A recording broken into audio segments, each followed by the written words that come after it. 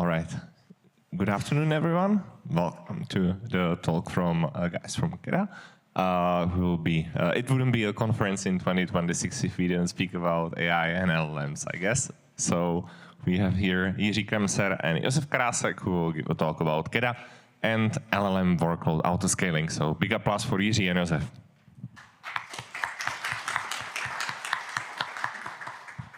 Hello, good afternoon. Thank you for coming to our talk. I am Pepa, Josef.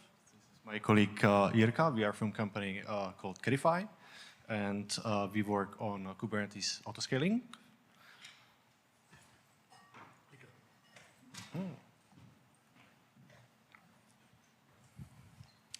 Jirka, feel free to introduce yourself. So yeah, I'm Jirka Kremser. I also work with Pepa on KEDA. I'm YAML indenter and making sure that the YAML is well formed as well. Before I worked for Red Hat and with KGB and APSA, also Oracle, and it's yours.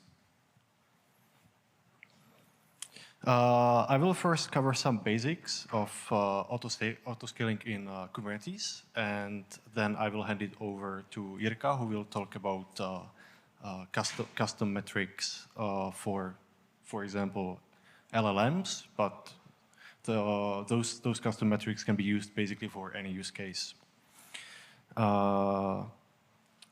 So typically when we install any Kubernetes cluster, we immediately also install some kind of monitoring tools, or also alerting tools.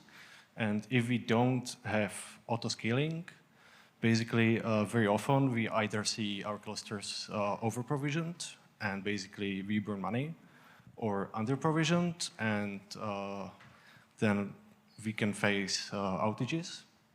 And also one of the motivations for having like native autoscaling in Kubernetes was that you have all of the visibility, you have alertings, and you can be sitting on a bus, and you can be getting alerted, and you have basically back then we wished that there's some kind of automatic tool that could respond. And basically making autoscaling part of normal cluster operations reduces number of incidents and avoids over-provisioning. We will focus mostly on horizontal autoscaling right now, which is basically adding replicas of our pods and removing replicas, but also there is autoscaler in Kubernetes which focuses on vertical scaling as well. But in this talk we will focus on horizontal, and also one distinction is also scaling workloads, but we can also scale nodes and clusters. So also we would like to focus on workloads. In Kubernetes, I forgot which version it was, but there is an addition of a new controller and new custom resource, which basically handles the basic use cases of scaling based on CPU consumption and memory consumption. Since we already in vanilla Kubernetes, we have lots of insights thanks to kubelet about actual memory consumption and CPU consumption of our containers. And also there is a controller which scrapes those kubelet metrics. So it was fairly easy to add this kind of feature for the basic CPU and memory scaling.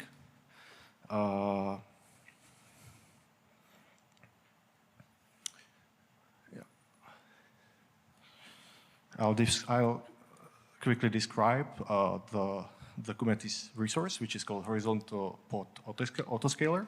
And basically, you describe the target which you want to scale, and you give it some boundaries, and then you describe the metric you want to use for autoscaling. In here, it will be utilization of CPU. So basically, if right now we want pods between 2 and 10, and the target utilization is 60. And basically, for your use case, you can play with this and try to find like your best number. The idea here is that actual load on our application correlates with CPU consumption, and this is tricky, problematic, because it doesn't always work this way.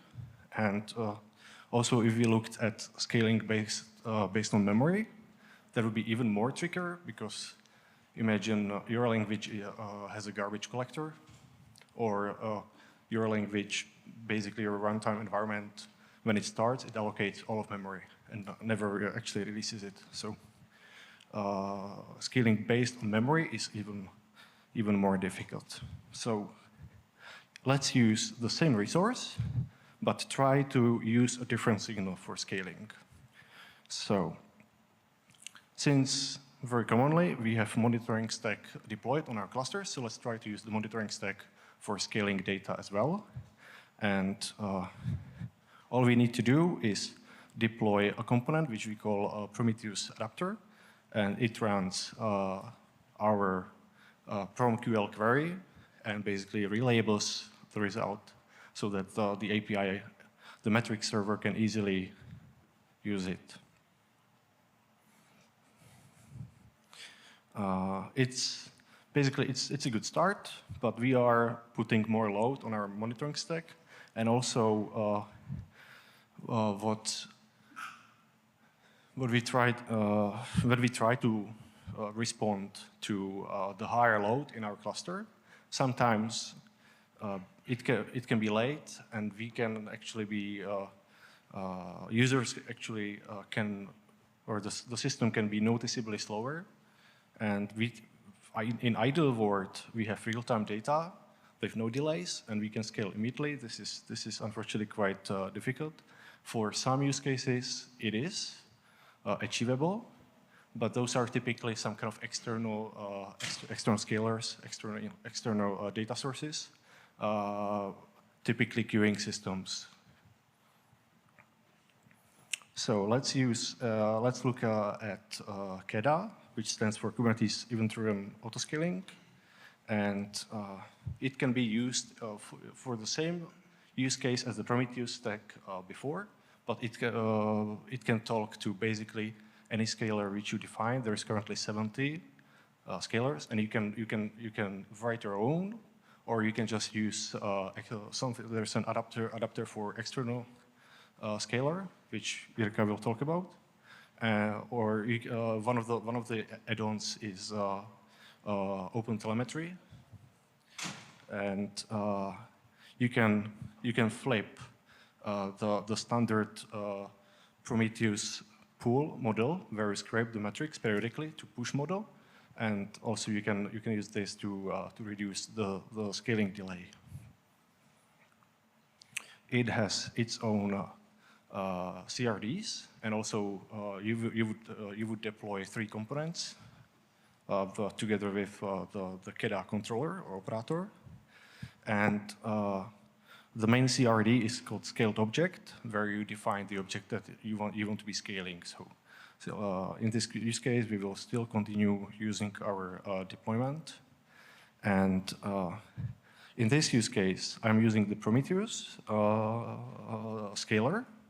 So this is basically the same use case as the Prometheus, as HPA with Prometheus like before. But here we don't have to define HPA. Basically, KEDA will create it for us, and once we don't need it anymore, KEDA will also delete it. And you can use different. There's 70+ scalars, and this one, which I'm using, is basically metric, which is completely external to the cluster, which has many advantages. And using KEDA, you can also scale completely to 0 replicas. Normally, if you were scaling based on CPU or memory consumption, once you scale to 0, you have no more data source. But if you use some kind of external metric, then you can achieve basically, you can scale to 0 and save even more money if your environment allows it. But what if you are missing some scalar? you can define your own. People keep bringing some jokes because I need to switch the display to mirroring. Yeah, looks good. So, but yeah, what if there is a need for yet another scaler that's missing? You have basically three options. You can write the scaler on your own, or you can use the Prometheus scaler, which is pretty universal, and you have to describe the scaling data in terms of PromQL query, or you can use OpenTelemetry scaler, which is our new stuff.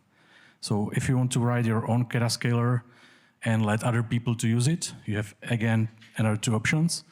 Either do it in tree fashion, so you will open a pull request to KEDA upstream repo, and you have to implement the scaler in Golang, and once it's accepted, and other people can use it from their scaled objects definitions. So basically, there are documents, it's documented way how to do that.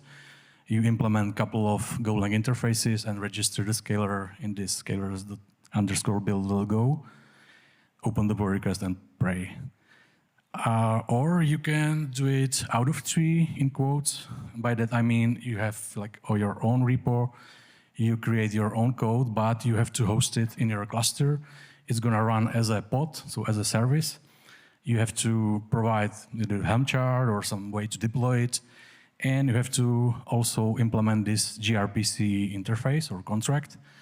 So it gives you a power to implement it in a language of your choice. So if it quacks with this interface, it's gonna work. And it can be either an external scaler or external push scaler. Yeah, either if it's a pull or poll model. Or you can use the Prometheus scaler. This is an existing one in our ecosystem where you have to put this PromQL query. So given you already scrape the metrics that you want to use for scaling, you can plug it here and it will just work. But there are some pros and cons. So pros is that you have basically zero work here. It's gonna work, but it comes with price. Imagine there is some Prometheus in your cluster that's being used by somebody else. It happens, right? You have Grafana dashboards, and each of these panes is bombarding the API with queries. And also we have Prometheus being used for alerting or SREs. And then you have to put also a scaling for that. This doesn't scale. Like if you have multiple scale objects, and each of them periodically asks Prometheus, what's the number? You will soon hit the limit and you will see some timeouts. So this scenario also applies for other metric providers like Datadog and Dynatrace or others. What we suggest to use is a lightweight component called OTel scaler. It's a Golang thingy that takes 50 megs.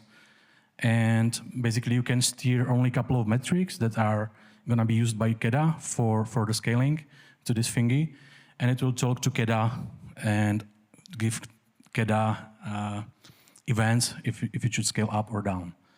So here in this example, we can see it's using the push model. So the Spring Boot application has a environment variable in which you say, hey, put the metrics to the OTel scaler, and OTel scaler will communicate this thing to KEDA. But we support also other use cases. And this long environment variable is part of OpenTelemetry standards. There are some predefined environment variables. And here you are saying basically push only the metrics there. Don't care about traces and logs. So more things about this OTel scaler. In terms of KEDA, it's an external scaler. So it runs as a service in your Prometheus cluster. It's another deployment. It has an OTLP receiver, which allows it to talk everything in your OTel ecosystem. So you can have basically different OpenTelemetry collectors in your picture, which are feeding this OTLP receiver from our scaler. And at the same time, it has a gRPC interface using which it can talk to KEDA. It also contains short-term memory, in-memory short-term storage, which allows you to have some support for PromQL. We don't support full PromQL language because seriously, it's a beast. You can do math there, joins and whatnot. But if you do some basic aggregation functions like average, rate, sum, min, count, and labeling works, it will just work. You can pre-process the data either in another OpenTelemetry collector using the transformers, or you can use a feature in KEDA called scaling modifiers, where you can provide formula and do some basic math there. What I forgot, right, you can define the pipeline using different collectors because it has this OTLP receiver. And yeah, well, I think I've got it covered on a different slide. So you can either implement either push-based strategy or pull-based strategy with this model. By that, I mean application can directly communicate the metrics to the scaler using the OTLP protocol, or you can have this collector scraping some metrics from your already existing /metrics endpoint and letting that collector to feed the data out this OTel scaler. If you do the later, this pull model, I would suggest not using this batch processor in OpenTelemetry collector, because if you do that, it will just wait for your data to accumulate and only then it sends, and you lose the delay, basically. You're increasing the delay. So if you want to filter the data, you can use either the feature that's implemented in the scaler directly. It's called a lazy series or lazy aggregates. But it's off by default, but if you enable it, it's not gonna be storing anything in this long-term, short-term storage. But if you enable it, only if people create these scaled objects and KEDA asks for these metrics, it will start the collecting of these metrics or enabling it to store. Otherwise, if anything with these metrics comes to the scaler, it will just throw it away. And same goes for lazy aggregates. These aggregates means like some average count, because we calculate them on the fly. It's much easier than do it later. And if it's turn it on, these are not gonna be calculated, and you can increase the speed of this thing. And if you want to filter the metrics in your pipelines, you can use filter processors in your configuration for OTel collector, and you can whitelist the metrics that should come to this OTel scaler and basically throw anything else. So this can look like your pipeline. It has a different things for different stuff. So your traces can go through some path. Your logs can go different paths. And what you have to do with the scaler is to just plug it to your already existing infrastructure using OpenTelemetry collector. And in this example, I'm showing that under this service, you can have multiple pipelines. And in this example, there is like one pipeline that uses filtering. The top path uses the filter, and the bottom part basically emits everything else to some place, your Prometheus silo or whatever you have, Grafana Cloud. So this way you can steer a bunch of metrics to one for one route and the other thing to your storage or somewhere else. But hey, the talk was called LLMs, right? So what I'm talking about, OpenTelemetry collector, because it can be used for LLMs, right? Because LLMs is another thing that you can scale. It exposes different kind of metrics, that CPU and memory, but it can work in a similar way. So, but what's different here? This thing needs an accelerator, so basically GPU, right? So if the GPU is not in the cluster, it's not gonna work, it's not gonna fly. So you have to either scale your nodes or GPUs on your own, or use some managed Kubernetes that has a feature that can spawn new GPUs for you using Carpenter, Cluster API, Autoscaling, or whatnot. These things takes ages to start because the weights needs to be loaded to memory. These models are huge. And in our demo, I'll be showing a simplistic scenario where all the weights are being pulled from Hugging Face, so it prolongs the start even more. But this, from our point, it's like a micro optimizations. And the landscape is dominated currently by CUDA and NVIDIA. And nice thing about it is that they support something called DCGM metrics that define some kind of standard, and you can base your scaling on these kind of metrics.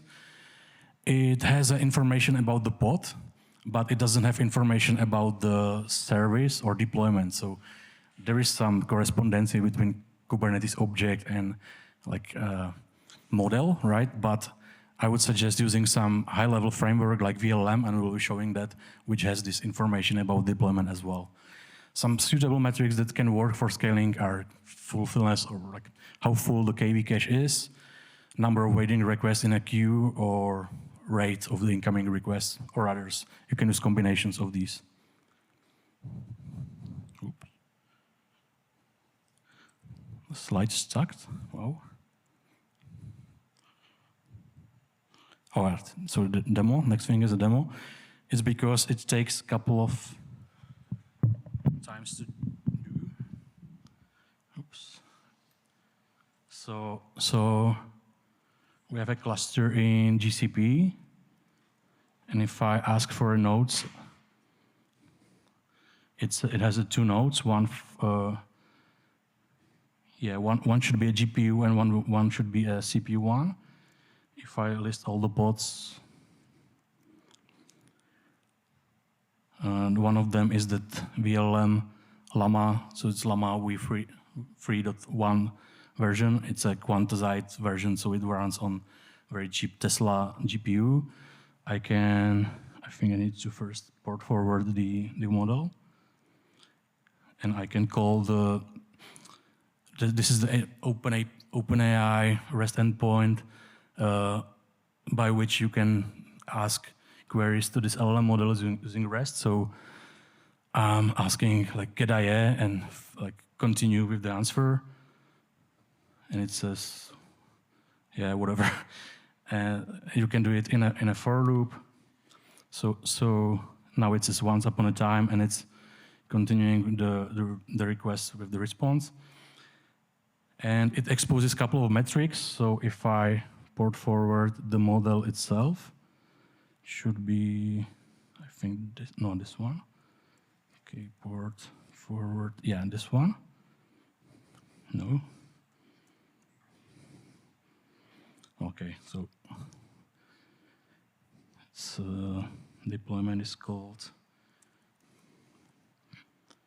service engine. Sorry, need to find it. Yeah, this guy. Router service.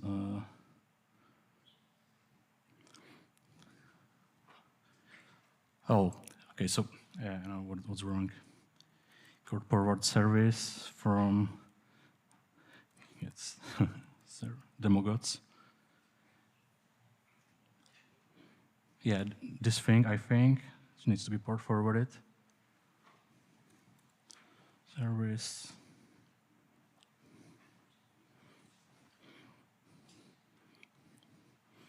Finally. So if I ask for these metrics and grab for this number of requests waiting, currently there is zero requests waiting. And to describe the scaling infrastructure, we have a bunch of scaled objects. So this is the CRD coming from KEDA. Oh, a bunch, just one, but it has 2 triggers on it. Trigger is something that describes the rules of scaling for the scaled objects. And you can have multiple triggers in your scaled objects. So this one has 2 of them, and one is using the metrics called KVA cache usage percentage, which ranges from 0 to 1, and it describes how heated the GPU is. And the other one is the number of requests waiting. This is the one I was grabbing. And this says that once the model is full and it can't respond with the response, it will queue the responses to the queue. So here we are saying once it's heated more than 50%, scale to 2 replicas, because this target value is 0.5, and if it's like 100% heated, it will scale to 2 replicas. And this thing, target value 30, means that if there is, for instance, I don't know, 90 weighted requests, it will divide it by this target value, and the result is 3, so it will go to 3 replicas. So effectively, the first scaler will scale it from 1 to 2, and the other one from 2 to 3. So just to call the demo, or so, I have a tool called Hey, which tries to bombard the API with API requests. So here I'm saying for 50 seconds, for a minute, bombard the model with this query. And if I show you the number of incoming of request rating right here, it went from 0 to 60. So it should start doing something. KEDA still undercovers HPA, but it does it in a clever way using the KEDA operator, creating these HPAs for you from the scale object. So, but on the HPA, we can see the number for this scalar, and it is like a huge number. This 30 is the target value. Now it's 10,000 or something. So, and if I show you the logs from this OTel scalar, it also should have information about incoming requests, incoming metrics. Right, these are all the logs, I think. Yeah, now it's getting some values. So what should effectively happen is spawn another replica, but this replica it can be placed anywhere because there is no GPUs, right? It's like naive approach of KEDA, just increasing the number of replica of VLLM. Now the hard part comes into the picture. You have to somehow make sure that the GPUs are there. I'm running the thing on a GCP, and it has a autoscaler implemented that adds another GPU node when there's a demand. The demo takes a long time, so I'll switch back to presentation, and maybe we'll be lucky in the end. So just to describe the architecture, we are using VLLM framework, which is a well-known framework for hosting those VLLMs. And nice thing about it is that it has a predefined metrics that you can use for scaling. Right. This is the architecture on a diagram. There was something called OTel operator that's responsible for creating OTel scalars, OTel collectors. And in our example, it was injecting the OTel sidecar to our model. And this sidecar is responsible for scraping the metrics from the model and sending them to scalar. It's kind of one of the examples. We have different examples in our repo, and another way to do it is using scraping the DSGM metrics itself. But yeah, as I said, it's a naive strategy just to throw more replicas, and you have to take into account different things. For instance, one node can have multiple GPUs attached to it, so you can, if you are scaling the nodes, you have to think about this thing as well. At a KubeCon in London, we had a demo where we're scaling the nodes itself using Cluster API, because KEDA can scale anything that is a scale sub-resource, and Cluster API provides those CRDs. One of them is called machine deployment, and you can scale machines as well using Cluster API. Or you can use Carpenter or Cluster Autoscaler.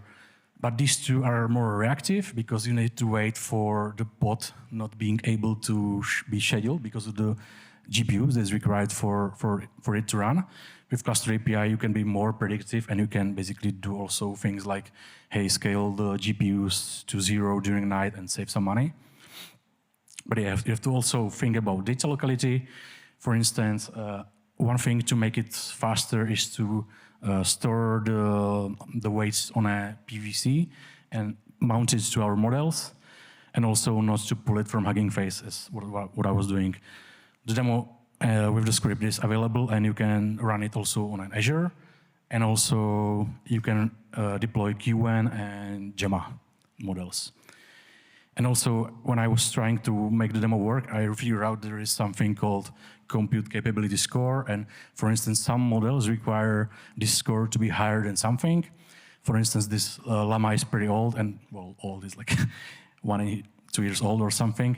So it required only score 7.5, and it basically captures how many features the GPU has. And some models requires more features, so it requires higher score. What I'm trying to say, the GPU is not commoditized as other hardware, and need to think about how RAM you have and things like that. You can make things faster to bake some stuff also to AMIs. For instance, these images for this ML stuff are pretty huge, so you can bake the Docker images directly there. It's kind of anti-pattern, but it will make things faster. Right, we totally neglected the inference gateway and LLM frameworks. It's because these are more about routing and load balancing. But we have an example with this thingy as well. If you go to KEDA and examples, we have a feature that can scale from 0 to 1 using Envoy. Because yeah, this thing inherently uses Envoy and Xproc.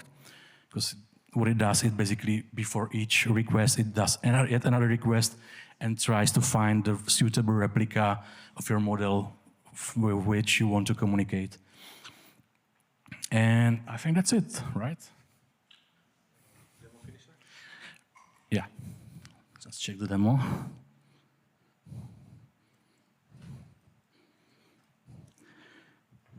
So the node is 4 minutes alive, and I think the model will be still waiting, actually. Yeah, it's still waiting. It takes also almost 10 minutes, so I haven't done this micro optimization yet.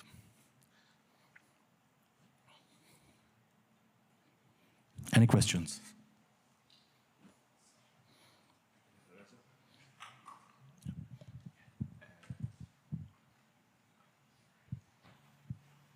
So, any questions from the audience?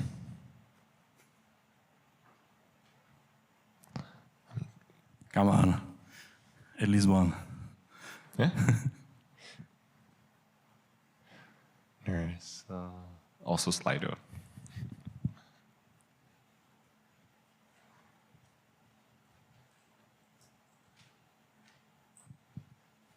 If not, thank you, and you can catch us on the hallway.